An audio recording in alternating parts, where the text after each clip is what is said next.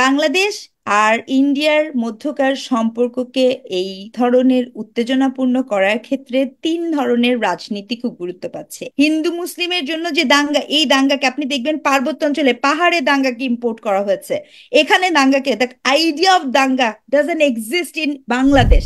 আপনি যে মিডিয়া নিয়ে আমাকে প্রশ্ন করলেন, আমরা কিন্তু মোটামুটি যেহেতু আমাদের পার্শ্ববর্তী দেশের ওমর ফারুক গাজী উনি আসামে ব্যবহার করা হয়, সেটাকে বলা হয় কোড অ্যান্ড কোড।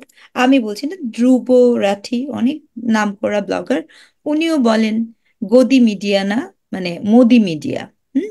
ওটা না, মোদি মানে মিডিয়া না, গদি মিডিয়া বলে। তাও এটা গদি মিডিয়া। ধ্রুব রাঠির আগেও বলে যে রাভিশ কুমার, যিনি খুবই প্রমিনেন্ট সাংবাদিক বাংলাদেশের, ভারতের। তো তো ওটাকে অনেকে গদি মিডিয়া বলে। তো গদি মিডিয়া অর্থ হচ্ছে আপনার যিনি আহ, ক্ষমতায় থাকবেন তার পক্ষে হয়ে আপনার মিডিয়া হাউসগুলো কাজ করবে, যতটুকু আমরা বুঝি, মানে সিভিক সেন্স। সো এই ফেজটা কিন্তু আমরা বাংলাদেশেও পার করেছি, এবং বিগত সরকারের সময় বিভিন্ন মিডিয়া কাজ করেছে।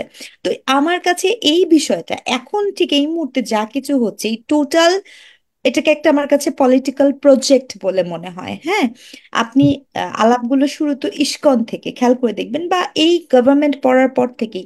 এমন না যে হঠাৎ করে রিপাবলিক বাংলা এই কথা বলছে, এই গভর্নমেন্ট পড়ে যাওয়ার পর থেকে দা ওয়ে, তখন is so obvious there are something happen. এটা সত্য, এটা নিয়ে, এটা আমার দেশের ভেতরের পরিস্থিতিতে আইন শৃঙ্খলা বাহিনী অনেক কিছু আছে, সেটা নিয়ে আমি অনেক সমালোচনা করতে পারি।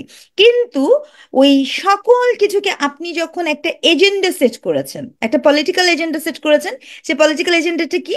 এজেন্ডা হচ্ছে যে এখানে একটা extremist group of people, Islamic religious extremist group of people আছে। এই এজেন্ডাটা আপনি কেন সেট করেছেন? এই এজেন্ডাটা কারা সেট করতে চায়? ইন্ডিয়ার ইন্টারনাল পলিটিক্স এর কথা বলে আপনি দেখবেন যে এখন কিন্তু শুধু এটা না, কেন বর্ডার বন্ধ করে দেওয়া হচ্ছে না, ইত্যাদি ইত্যাদি বিষয় নিয়ে আলাপ করা হচ্ছে। আমাদের বর্ডারটা কার সাথে? সললি পশ্চিমবঙ্গের সাথে। আমাদের নদী কার সাথে? সললি ইসের সাথে। আমি এটাও বলতে চাই, বিজেপি সরকারের সাথে কিন্তু মমতা সরকারের খুব দা কুমড়া সম্পর্ক। এই সম্পর্কটা কিন্তু মোটেও মধুর না। সো এখানে মাল্টিপল অ্যাঙ্গেল অফ পলিটিক্স তারা প্লে করার চেষ্টা করছে, অর্থাৎ আপনার উইদিন তাদের রাজ্য সরকার এবং কেন্দ্রীয় সরকারের অভ্যন্তরীণ রাজনীতি, ওনার রাইট। ভার রাষ্ট্রের চারপাশে তো কোনো বন্ধুহীন হয়ে যাওয়া, বিকজ তার বন্ধু হিসেবে নেপাল নেই, মালদ্বীপ নেই। মানে মমতা ব্যানার্জিকে দুর্বল করার জন্য যত হ্যাঁ, ধরনের সেটাও পদক্ষেপ একটা এখানেও প্রসেস, নেওয়া হচ্ছে। ইয়েস, সেটাও একটা প্রসেস, কিন্তু সেটাও একটা অংশ। তো সেটাও একটা ব্যাপার, কারণ যেমন কি যেমন এখন যেমন একটু একটু একটু ঘুরে যাব, যেমন এই যে আমাদের দেশ থেকে যে পর্যটকরা যাচ্ছে, ভিসা কমিয়ে দেওয়া, এটার একটা বড় কারণ হলো ভিসা নিয়ে যত সহজে যেতে পারবে মানুষ, তো সবাই তো চাইলো পশ্চিমবঙ্গে। আমরা গিয়ে পশ্চিমবঙ্গের অর্থনীতিকে সমৃদ্ধশালী করছি, এটা কেন্দ্রীয় সরকার পছন্দ করছে না। এখানেও কমিয়ে দেওয়ার আমি মানে হলো পশ্চিমবঙ্গের অর্থনীতি দুর্বল হওয়া, মমতা ব্যানার্জি দুর্বল হওয়া। এটা একটা বড় ধরনের পলিটিক্স এর অংশ। বলুন। হতে পারে, এবং আপনি খেয়াল করবেন কয়েকদিন আগে কিন্তু এই রিপোর্টটাও এসেছে যে মেডিকেল ভিসা বলেন বা টুরিস্ট কমে যাওয়ার কারণে কিন্তু কলকাতার যে হোটেলগুলো সেগুলো কিন্তু ফাঁকা, এটাও কিন্তু রিপোর্টের অংশ। এটা তো Right. আমরা পেয়েছি। তো এখানে হুম। ব্যাপারটা না, আমি কোনোভাবে একদম স্পষ্ট, আমি এবং এই কথাটা আমি আজকে বলিনি, সব সময় বলেছি যে আপনার বৈরী সম্পর্ক সেটা উভয় পক্ষকেই ক্ষতিগ্রস্ত করে। ঠিক আছে, হুম। আপনি হুম। অযাচিত ভাবে হস্তক্ষেপ করবেন, আপনি অযাচিত ক্ষমতার চর্চা করবেন, তার কনসিকুয়েন্সেস দুই পক্ষ ভোগ করবে। কারণ আজকে এই অবস্থাটা কেন তৈরি হয়েছে? অবস্থাটা আরো বেশি তৈরি হয়েছে, আপনি খেয়াল করবেন যখন আপনার পাকিস্তানের সাথে বাংলাদেশের একটা সম্পর্কের ব্যাপার এসছে। আপনি কতগুলো, ইটস এ পয়েন্ট, ঠিক আছে। বাংলাদেশেরও একটা পররাষ্ট্র নীতি আছে। গত 15 বছর ধরে বাংলাদেশের সাথে কিন্তু আপনার ইন্ডিয়ার সম্পর্ক পররাষ্ট্র থেকে অনেক বেশি মাত্রায় ছিল। এবং হুম। সেক্ষেত্রে আপনি দেখেন, আমরা কোনো সেনজিন ভিসা নিতে গেলে আমাদের ইন্ডিয়া যেতে হয়েছে। আমরা কোনো একটা মনে করেন আমি আমি আমি পিএইচডি করেছি নিউজিল্যান্ড থেকে, ঠিক হুম। আছে, হুম। নিউজিল্যান্ডের কোনো বাংলাদেশে নাই, ওই ভিসাটা নেয়ার জন্য আমাকে ইন্ডিয়া যেতে হয়েছে। প্রত্যেকটা ক্ষেত্রে ক্ষেত্রে কিন্তু India is the stoppage, India is the stoppage. আমার 15 বছরে ওই কোড অ্যান্ড কোড উন্নয়ন ডিসকোর্সে কখন এটা হয় নাই যে আমি ডিরেক্টলি অ্যাপ্রোচ করতে পারি বা ডিরেক্টলি যেতে পারি, ঠিক আছে। এই যে হুম। প্রত্যেকটা ক্ষেত্রে ক্ষেত্রে একটা স্টপেজ করে রাখা, এরকম অগণিত অজস্র ব্যাপার আছে। সেই বিষয়গুলো নিয়ে আমরা যে কথা বলবো, প্রতিবাদ করব বা আলাপ তুলবো, কেন আজকে বাংলাদেশের মানুষ এত বেশি বিতৃষ্ণার মধ্যে পড়েছে? কখনো ইন্ডিয়া কেন এটা বোঝার চেষ্টা করছে না? কারণ সে একটি পার্টি, একটি দলের সাথে সম্পর্ক করেছে, বাংলাদেশের মানুষের সাথে সম্পর্ক করতে চায়নি। এবং শুধুমাত্র ইন্ডিয়ার ইন্টারভেনশনের কারণে, এই কথা নির্দ্বিধায় বলা যায়, কেবল এবং কেবলমাত্র ইন্ডিয়ার ইন্টারভেনশনের কারণে গত 15 বছরে ভোটহীন অবস্থায় এই দেশে একটি সরকার টিকে থাকতে পেরেছে। এই এই এই গল্পটা তো সত্য গল্প। আপনি সুজাতা সিং থেকে শুরু করে আপনি কনসিকুয়েন্সলি দেখতে পাবেন এই গল্পটার মধ্যে কোনো নেই। আপনি লাস্ট এই বছরের জানুয়ারিতে যখন বিগত সরকার, উনি ভোটটা দিলেন, ভোট দিয়ে উনি প্রথম কথা বলা শুরু করলেন ইন্ডিয়া নিয়ে। তো এই যে মানুষের ক্ষোভটা, এটা একটা বাস্তবতা।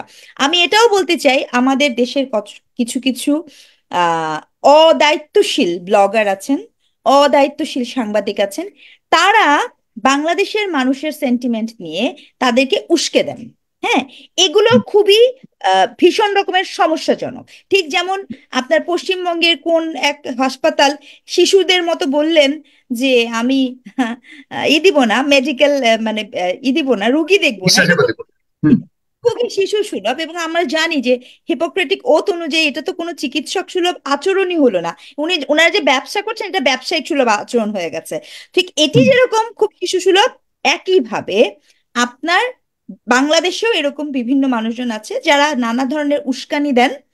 এটি ভীষণ রকমের অসংবেদনশীল, অসৌজন্যমূলক এবং কোনোভাবেই পরিবেশ। মানা, হুম। এটা একদম একদম স্পষ্ট অবস্থান। আপনি আপনি কোনো দেশের পতাকাকে করতে পারেন না, ডিসরেসপেক্ট করতে পারেন না, কোনো দেশের হুম। পতাকাকে করতে পারেন না, এর সাথে কোনো সম্পর্ক নেই, কোনো কম্প্রোমাইজ হতে পারে না, একদম পরিষ্কার কথাবার্তা। আপনি রাইট। এই আচরণগুলো আমাদেরও আছে, মানে অন্য কিন্তু দেশের কোনো কিছুর প্রতি উস্কানিমূলক কোনো কিছু কোনো আচরণ করা কোনোভাবেই দায়িত্বশীল নাগরিক হতে হবে। হুম। হ্যাঁ, এটা এটা সামরিক। এখন এখন যেমন ধরেন, আমি এই যে একটু আগে এনডিটিভি দেখছিলাম, এনডিটিভিতে আপনার মুন্নি সাহার একটা পোস্ট দিয়ে বলা হচ্ছে, trying to make Bangladesh part of India, women journalist mobbed in Dhaka. ঠিক আছে, এইটা তাদের 7 ঘন্টার আগের একটা হেডলাইন। ঠিক আছে, এটা তারা হেডলাইন করেছে। এখন গল্পটা কি? আমার কথা হচ্ছে, এনডিটিভি তো একটা বড় ব্যাপার, বড় একটা হুম। সংবাদ সংস্থা। মুন্নি সাহাকে আপনার, উনি কিন্তু কোর্টে খুব তাড়াতাড়ি বেল পেয়ে গেলেন, তাই না? ঘন্টা দেড়েক উনি কিন্তু আগে। জামিন হুম। পেয়ে গেলেন, হ্যাঁ, 4 ঘন্টার মধ্যে জামিন পেয়ে গেলেন। আচ্ছা, মুন্নি সাহা নিয়ে যত অ্যাকুইজিশন, আপনি এটাও আমি বলতে চাই, এই গভর্নমেন্টের আগে কিন্তু এটিএন বাংলা থেকে 1 বছর 2 বছর আগেই কিন্তু মুন্নি সাহাকে বের করে দেয়। এটিএন, মানে উনি উনি কিন্তু ওখানে থাকতে পারেন নাই, টিকতে পারেন নাই। হুম। কারণ ওনার সলো যোগাযোগটা ছিল অনেকগুলো সাগররুনি হত্যা মামলা ইত্যাদি ইত্যাদি, ওনার নিজস্ব দুর্নীতি, ক্রাইসিস ইত্যাদি। ঘটনা হচ্ছে, এটিকে কখনো এনডিটিভি তার সামনে নিয়ে আসে না। একই গল্প হচ্ছে বাংলাদেশের বিভিন্ন জায়গাতেও।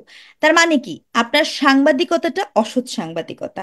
আপনি একটা বৃহত্তর রাজনৈতিক ফাঁদে পা দিয়েছেন। এই মাথায় রাজনৈতিক রাখতে ফাঁদ, হবে এনডিটিভির মালিকানায় কিন্তু এখন আর আগের যে স্বাধীন সাংবাদিকরা ছিল এনডিটিভিতে তারা কিন্তু এখন নেই। এনডিটিভি এখন কিন্তু আদানির কাছে চলে গেছে। সুতরাং এখন আগের মতো এনডিটিভিকে স্বাধীন সংবাদ মাধ্যম হিসেবে আমরা আশা করাটাও ভুল হবে। সুতরাং আপনি এরকম। আরো connecting the dot, Adani Sheikh নিয়ে তো আমাদের অনেক সংকট চলছে, মানে আপনি ডটটাকে কানেক্ট করলেই তো বের হয়ে যায়।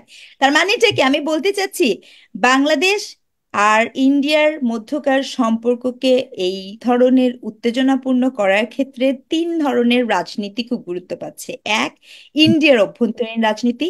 কারণ আমি স্পষ্টত বলতে চাই, ইন্ডিয়ার এই যে গভর্নমেন্টটা গত 3-4, মানে 10-15 বছর ধরে যে রুল করছে, সেই গভর্নমেন্ট ইন্ডিয়ার ভেতরে অভ্যন্তরীণ দাঙ্গা, দাঙ্গা শব্দটা তারা ব্যবহার করেছে।